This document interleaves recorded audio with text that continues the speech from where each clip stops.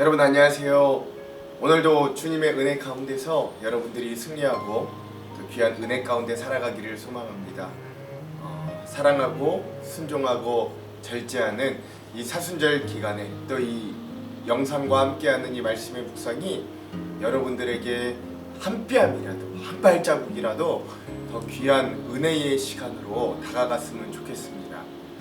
사실 제가 아무리 말씀을 열심히 준비한다고 해도 제 말씀이 여러분들에게 얼마나 은혜가 되겠어요.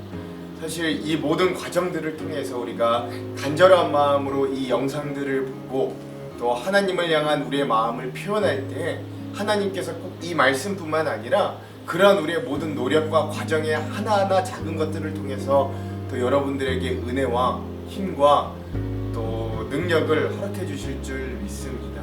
여러분 이 믿음의 일들을 포기하지 마시고 이 처음부터 끝까지 보니까 보통 평균 20분에서 길면 25분 정도 되는 이 영상이지만 여러분 그냥 짧게 보고 끝내지 마시고 이 영상을 끝까지 다 보고 이 말씀과 또 이 찬양과 오늘 우리에게 주시는 메시지가 무엇인지에 좀 집중할 수 있는 저와 여러분들이 되기를 다시 한번 부탁드리고 또 소망해 봅니다. 그럼 여러분 오늘 하루도 승리하십시오. 오늘의 본문의 말씀은 여러분 너무나도 잘 여러분들이 알고 있는 이야기이죠. 그런 사건입니다. 이 가늠하다 잡혀온 여인과 또 그를 구원해 주시는 이 예수님에 대한 이야기입니다. 오늘 본문의 배경은 예루살렘의 성전에서 일어납니다. 이 사람들이 이 여자를 끌고 온 것이 오늘 본문의 그 목적이 기록이 되어 있는데요. 뭐라고 이야기하냐면 예수를 고발하고자 이들이 이 가늠한 여인을 예수님 앞에 끌고 왔다라고 이야기하고 있습니다. 여기에는요 함정이 이중으로 파져 있었습니다. 오늘 이 가늠한 여인을 붙잡고 온 사람들이 바리새인과 서기관들이라고 오늘 성경은 말씀하고 있거든요. 그러니까 이들이 굉장히 머리가 좋았던 사람들인 겁니다. 이들이 이 가늠한 여인을 성전 이 마당에 끌고 와서 예수님 앞에 내팽개친 후에 세워놓은 후에 예수님께 이렇게 질문합니다. 이 자를 어떻게 해야 좋겠습니까? 라고 예수님께 물어보는 거예요. 여기에는 제가 아까 말씀드렸던 두 가지 함정이 있습니다. 첫 번째는 뭐냐면 만약에 예수님께서 이 여인을 돌로 쳐서 죽이라 라고 명령을 한다면 예수님은 모세의 율법은 지켰을지 몰라도 로마의 법을 어기는 일이 발생하게 됩니다. 즉 이 당시는 이 이스라엘이 로마의 지배를 받고 있었기 때문에 이 사형을 집행할 수 있는 권한은 이스라엘에는 없었습니다. 그런데 율법상으로 가늠한 사람은 분명히 돌로 쳐서 죽여야 하거든요.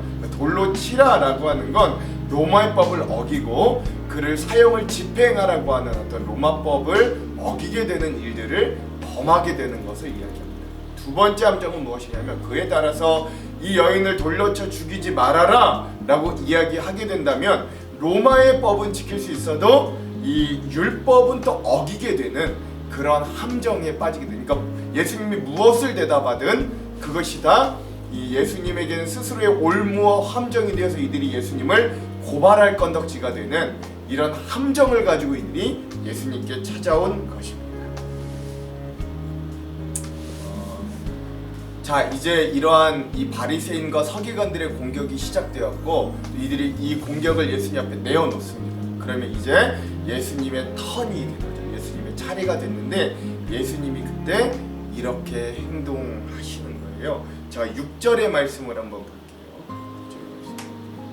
그들이 이렇게 말함은 고발할 조건을 얻고자 함에 예수를 시험함이러라. 예수께서 몸을 굽히사 손가락으로 땅에 쓰시니. 아멘.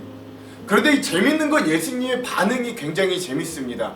예수님 뭐 가타 부타 이렇다 저렇다 대답하시는 게 아니라 그 요구 그 질문을 받고 난 이후에 이 사람들이 예수님을 둘러싸고 있고 바리새인과 서기관들이 예수님을 향해서 요구를 하고 있고 그 한가운데는 가늠하다 잡혀온 여인이 굉장히 공포에 질려서 막 떨고 있는 상황이 될 겁니다. 근데 예수님이 굉장히 재밌게 이렇게 재밌게 말씀을 하시는 게 아니라 행동을 취하시는 거 어떻게 하냐면 쪼그려 앉아서 땅에 조용히 무엇인가를 쓰고 계시는 거죠.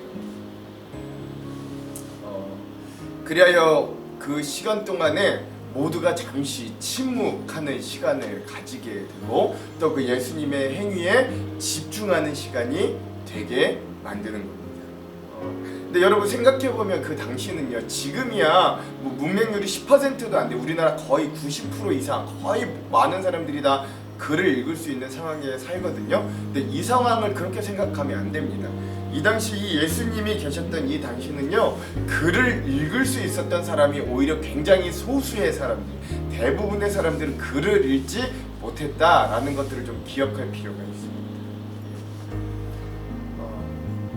그러니까 글만 읽어도 굉장히 지성인이었고, 글만 읽어도 굉장히 뭐랄까 인정받는 그런 아주 똑똑한 사람으로 구별될 수 있는 시대가 이 시대였죠. 그러니까 아마도 예수님이 대답으로 이야기하지 않으시고 그냥 앉으셔서 땅바닥에 글씨를 썼다는 건 아마도 그 당시 글을 읽을 수 있었던 사람, 즉 이 일의 주동자였던 이 바리새인들과 서기관들에게 뭔가 메시지를 먼저 주고 싶으셨던 것 같아요. 왜냐하면 다른 사람들은 글을 아예 읽거나 알아챌 수 없으니까요. 그들을 향한 메시지를 땅에 먼저 썼던 것 같습니다. 이게 아주 중요한 포인트죠. 많은 목사님들과 많은 학자들이 이 본문을 읽을 때 그래서 이 장면을 이렇게 해석하곤 합니다. 첫 번째 두 가지 의견이 있는데요. 첫 번째 한 가지는 뭐냐면 예수님이 말씀하신 것처럼 죄 없는 자가 돌로 쳐라, 뭐 이렇게 글을 썼다라는 의견이 첫 번째로 있습니다. 그리고 두 번째는요, 예수님께서 이 간음을 제외하고 인간이 짓기 쉬운 어떤 이 죄의 목록들을 쓰지 않으셨을까? 살인, 간음도 포함해요. 살인, 간음, 도덕, 거짓, 이선, 교만, 뭐 이런 제목들을 또 이 바닥에다가 조용히 써놓지 않으셨을까라는 것들이 두 번째 예측입니다. 그래서 저도 이 본문들을 읽을 때마다 한 세 가지 정도의 큰 질문들이 있었습니다. 하나는 예수님께서 과연 무슨 언어로 그 무엇을 그 땅에 쓰셨나 하는 질문이죠. 당시에 뭐 히브리 말도 있고 아람어도 있고 헬라어도 있었고 로마의 라틴어도 있었었는데 도대체 어떤 언어를 통해 무엇이라고 거기 쓰셨을까? 근데 아마도 제 예상에는 유대인들이 썼던 아마 히브리어로 쓰지 않으셨을까 생각됩니다. 그리고 왜 말로 하지 않고 글로 하셨을까? 이것도 굉장히 이것이 저의 첫 번째 궁금증입니다. 두 번째 궁금증은요, 이 간음하다 잡혀온 여인이 혼자 왔다라는 사실입니다. 레위기 20장 10절에 있나요? 신명기 22장 20절에 보면 이 간음을 하면 여인만 죽이라고 하지 않았거든요. 이 간음한 남자와 여자 모두 함께 죽여라, 돌로 쳐서 죽여라 라고 이 율법이 되어 있습니다. 그런데 그 남자는 어디에 두고 이 간음한 여인만 이끌고 오게 된 것일까요? 저는 이것도 참 왜 이들이 이런 일들을 했나 더 사악해 보이기도 하고, 그러니까 힘없는 여자만 데리고 이런 일을 행하는 것 같아서 더 좀 분노가 이르는 장면입니다. 이게 두 번째, 마지막 세 번째, 예수님 죄 없는 자가 돌로 치라고 해서 이들이 정말로 그 말을 듣고 난 이후에 다 돌을 내려놓고 돌아가거든요. 근데 여러분 이거 상식적으로 이해가 되세요? 만약에 그 정도의 말로 이들이 마음에 찔려서 돌을 놔두고 돌아갈 정도라면 이들이 처음부터 이 판을 만들지 않았어야 됩니다. 그렇죠? 그 말 한마디에 양심에 찔려서 자신의 돌을 내어 던지고 돌아갈 정도라면 여러분 이들이 그럴 정도의 상식을 가지고 있지 않거든요. 이 모든 세 가지의 궁금증을 제가 곰곰이 생각해보고 이 본문의 상황에서 가장 합하여 제 나름대로 가장 합리적이겠다 내린 답, 즉 저에게 주신 하나님의 깨달음은 이렇습니다. 적어도 예수님께서 그 글을 읽을 줄 아는 바리새인과 서기관들의 이름을 적으셨던 것 같아요. 조용히. 그리고 그 아래, 그 이름들 아래 그들이 숨기고 있던 죄악들을 아마 하나하나 적어 가셨던 것 같습니다. 뭐 그것이 간음과 불륜이든 횡령이든 남들 몰래 율법을 어기고 있던 그들만의 습관이든 간에 그들이 사람들의 눈을 피해 숨기고 있던 죄목들을 하나하나 글을 읽을 줄 아는 그들에게 자신의 이름과 자신의 죄목들을 적어서 보여주시기 시작하는 거죠.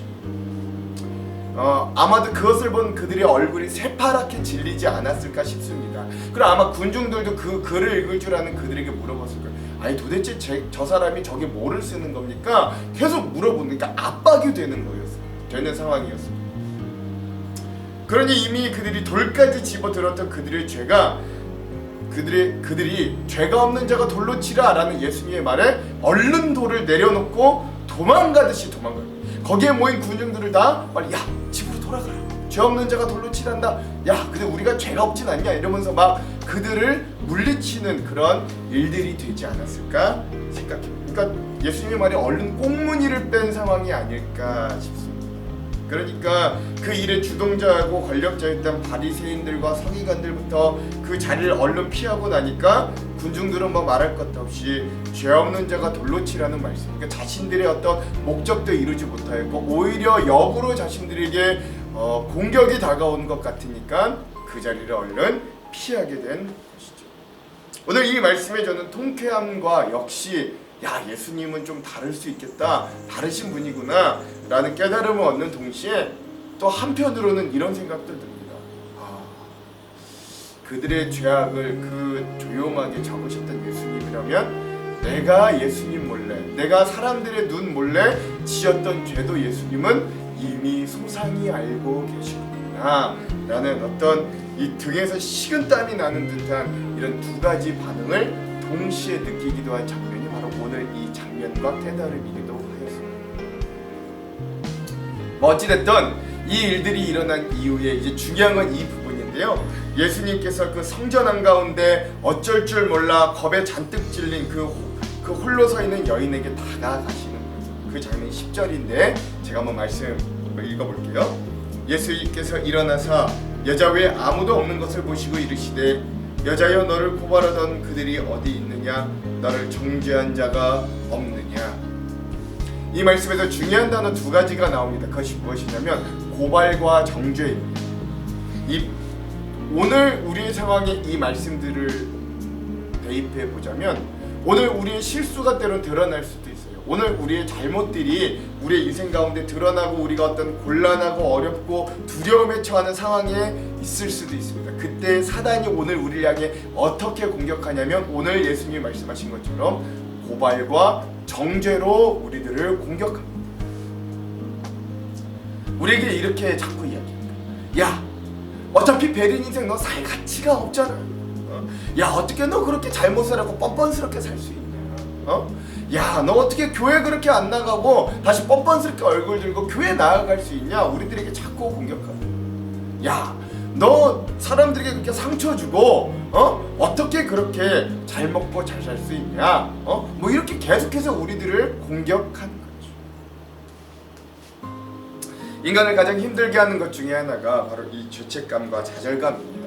잠을 못 자고 우울증에 빠지고 또 마음이 편치 않게 하는 것, 그것이 바로 정죄당한 이 정죄함이기도 합니다. 고소하고 고발하며 정죄하는 것이 이 마귀의 특징이에요. 그래서 오늘 우리를 공격하는 이 마귀의 공격 특징이 바로 이 고소와 고발과 정죄라는 것, 여러분 기억하시기 바랍니다. 이어 11절 제가 한번 읽어볼게요. 대답하되 주여 없나이다. 예수께서 이르시되 나도 너를 정죄하지 아니하노니 가서 다시는 죄를 범하지 말라 하시니라. 아멘. 이 엄청난 공포 속에 떨고 있던 여인이 예수님의 말씀을 듣고 눈을 떠 사방을 보니까 아무도 없었어요. 이 예수님께서 나도 너를 정죄하지 않는다 이제 말씀하시는 거예요. 예수님께서 용서하시는 거죠. 인간은 용서할 수 없고 하나님만 용서할 수 있는데 오늘 예수님이 이 여인에게 가서 용서를 선포하시는 겁니다. 이 장면은 마치 더 이상 풀 수 없었던 엉킨 실과 같은 우리의 인생을 풀어내는 예수님의 모습을 보여준다라고 하겠습니다. 여러분, 엉킨 실이 있잖아요. 더 이상 이건 우리가 막 어떻게 해서도 이거 풀지 못할 것 같은 실, 여러분 이거 어떻게 풀 수 있겠습니까?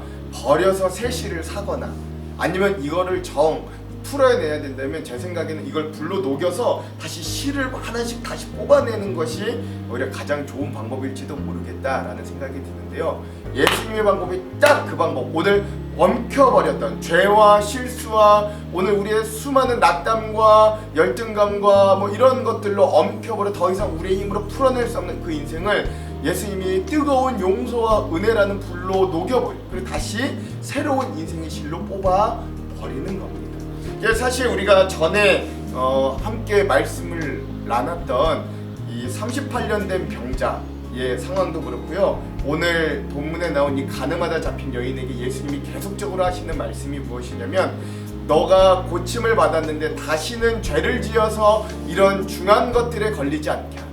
더 이상 너의 삶이 이런 죄에 속박되지 않게 새 삶을 살아라 라고 말씀하신다는 데 있습니다. 그렇죠? 이 성경은요, 그래서 이러한 이 예수님의 어떤 이 새로운 실타래를 풀어내시는 모습들을 이렇게 이야기합니다. 로마서 8장 1절에는요 이래요. 그러므로 이제 그리스도 예수 안에 있는 자에게는 결코 정죄함이 없나니 이는 그리스도 예수 안에 있는 생명의 성령의 법이 죄와 사망의 법에서 너를 해방하였느니라. 아멘. 고린도후서 5장 17절도 이렇습니다. 누구든지 그리스도 안에 있으면 새로운 피조물이라. 이전 것은 지나갔으니 보라 새 것이 되었더라. 아멘. 나를 죽이려던 세력은 떠나고 나는 다시 소망과 구원을 얻어 살아내는 것이 바로 오늘 이 말씀들의 능력입니다. 치욕스러운 과거로 억압당하고 있던 육체 일들이 산산조각나고 더 이상 희망이 없지만 주님을 만나고 나니까 그 열등감과 좌절 가운데서도 이런 고백이 나오게 되는 거예요. 이것이 저의 고백이기도 했는데 이거예요.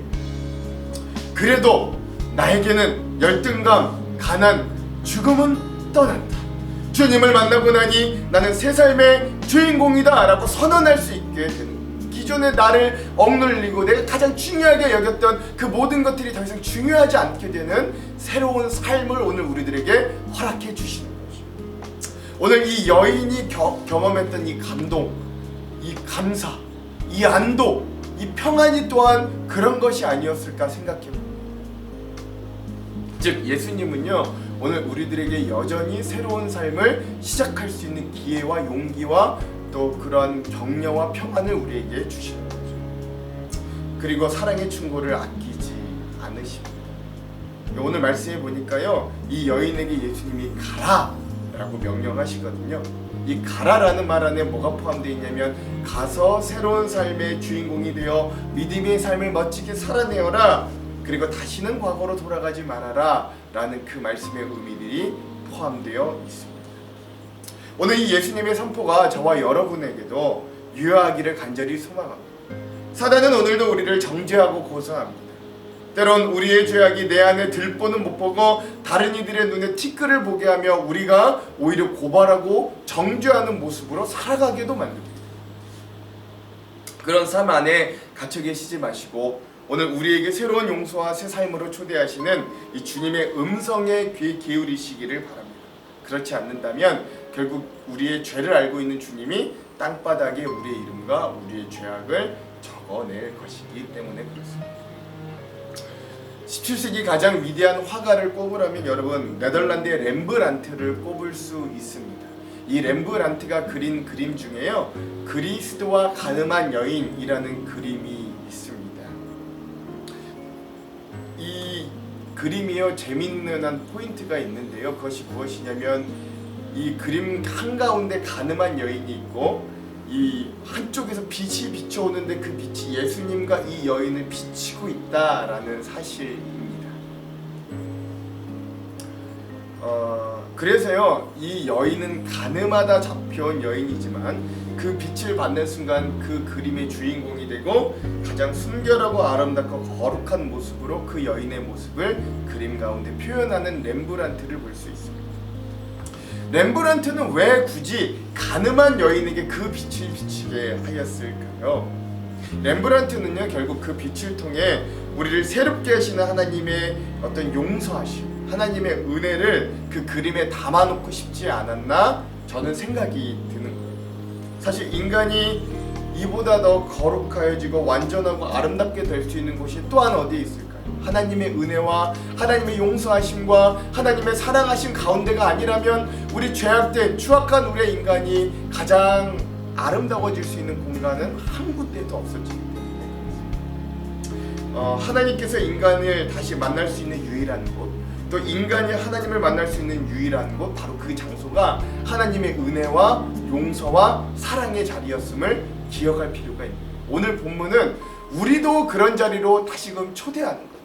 이 가늠한 여인, 씻을 수 없는 죄악을 원래는 돌로 쳐 죽임을 당해야 했던 그 여인이 예수님을 통해 새로운 생명과 삶을 얻으시시 우리도 그 주님의 사랑과 은혜의 자리로 다시금 돌아오라 라는 메시지를 오늘 우리가 기억할 수 있는 거죠. 사랑하는 성도 여러분, 오늘 우리의 삶이 그런 주님의 은혜의 자리, 그런 생명의 자리, 오늘 우리를 새롭게 하시는 엉킨 실타리를 다시금 녹여 새로운 실타리로 뽑아내어 주시는 그 주님의 생명의 자리로 나오시기를 주님의 이름으로 축원합니다. 오늘 하루 그런 생명의 삶, 사랑과 은혜와 용서의 삶, 그래서 오늘 우리도 다른 이들에게 그 사랑과 용서와 은혜를 전달할 수 있는 귀한 그리스도의 향기 나는 삶을 사시기를 주님의 이름으로 축원합니다. 기도하겠습니다.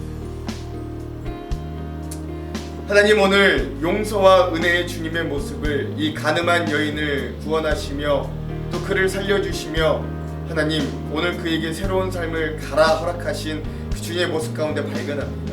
오늘 우리도 하나님, 사단의 정죄와 고발 가운데 이 세상에 낭망시키는 언어들과 이야기 가운데 우리가 쉽게 넘어져 있었음을 주님 앞에 고백합니다. 그러나 주님은 우리들에게 새로운 삶과 생명을 허락하여 주시고 은혜와 용서를 주시니 그 주님의 용서와 은혜의 빛 안에 우리가 거할 수 있도록 주님 우리에게 용기를 허락하여 주시옵소서.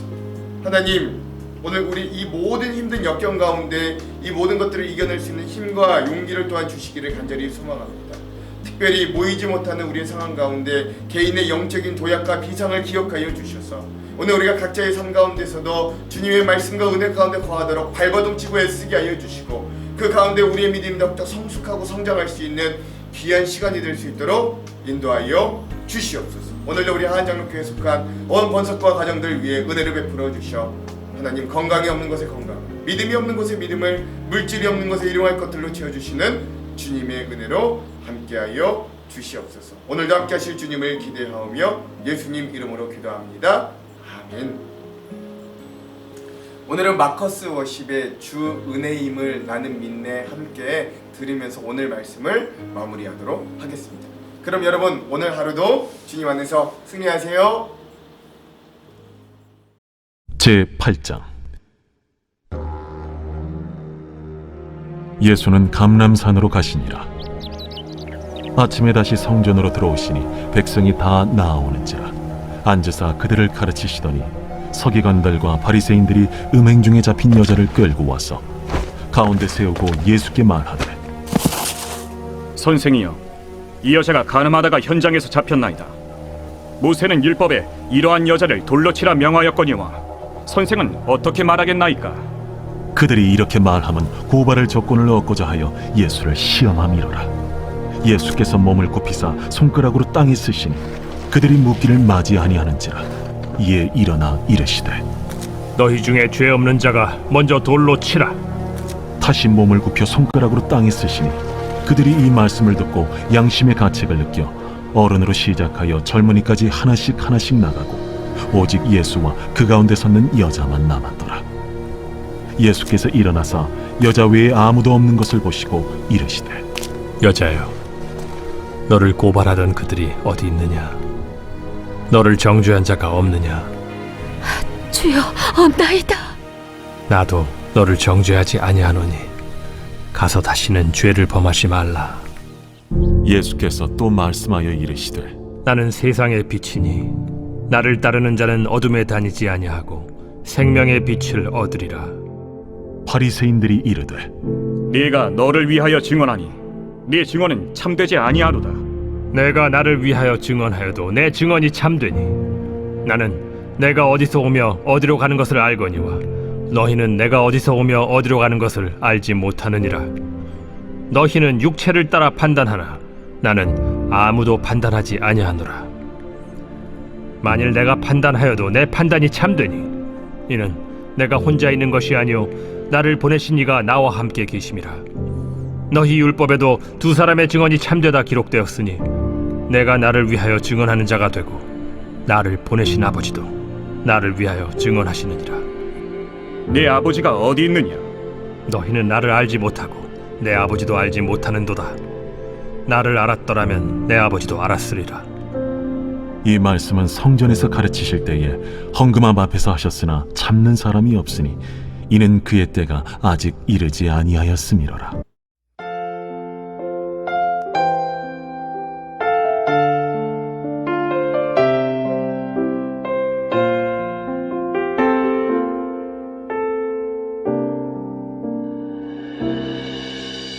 주 나의 모습 보네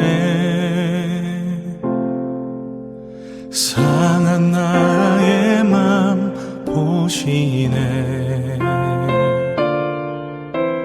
주 나의 눈물 안에 홀로 울던 맘 아시네 주 나의 모습 보네 상한 나의 맘 보시네 주 나의 눈물 안에 홀로 울던 맘 아시네 세상 소망 다 사라져가도 주의 사랑은 끝이 없으니 살아가는 이 모든 순간이 주의 힘을 나는 믿네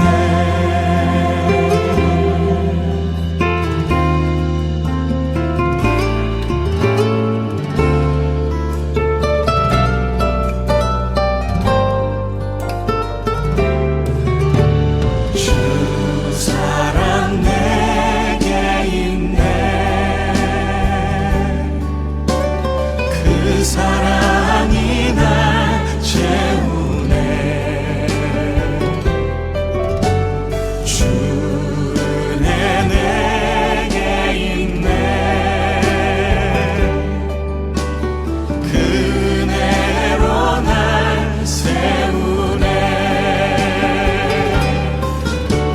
세상 소망 다 사라져가도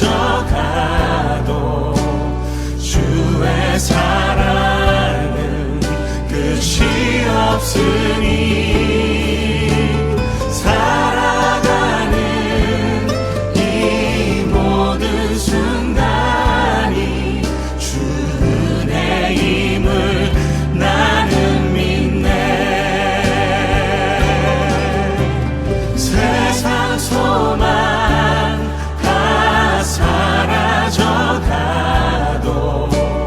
주의 사랑은 끝이 없으니 살아가는 이 모든 순간이 주의 힘을 나는 믿네 주의 힘을 나는